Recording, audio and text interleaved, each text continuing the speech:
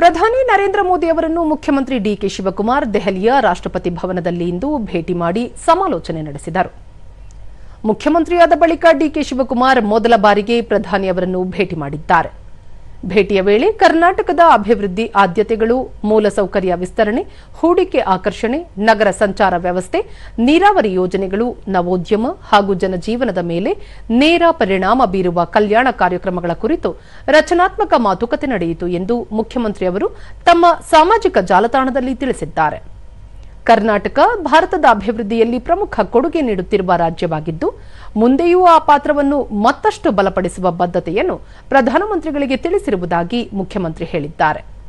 ಸಹಕಾರಿ ಒಕ್ಕೂಟ ವ್ಯವಸ್ಥೆಯ ಮನೋಭಾವದೊಂದಿಗೆ ಕೇಂದ್ರ ಸರ್ಕಾರದೊಂದಿಗೆ ನಿಕಟವಾಗಿ ಕಾರ್ಯನಿರ್ವಹಿಸಿ ರಾಜ್ಯದ ಅಭಿವೃದ್ಧಿಗೆ ವೇಗ ನೀಡಲು, ಹೆಚ್ಚಿನ ಹೂಡಿಕೆ ಮತ್ತು ಅವಕಾಶಗಳನ್ನು ಆಕರ್ಷಿಸಲು ಹಾಗೂ ಕರ್ನಾಟಕದ ಜನರ ಆಶೋತ್ತರಗಳನ್ನು ಈಡೇರಿಸಲು ಎದುರು ನೋಡುತ್ತಿರುವುದಾಗಿ ತಿಳಿಸಿದ್ದಾರೆ.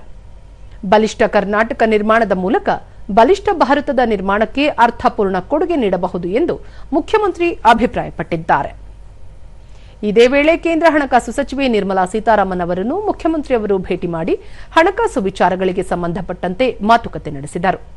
ಈ ಸಂದರ್ಭದಲ್ಲಿ ಸಚಿವ ಕೃಷ್ಣ ಬೈರೇಗೌಡ ಸೇರಿದಂತೆ ಮತ್ತಿತರರು ಉಪಸ್ಥಿತರಿದ್ದರು.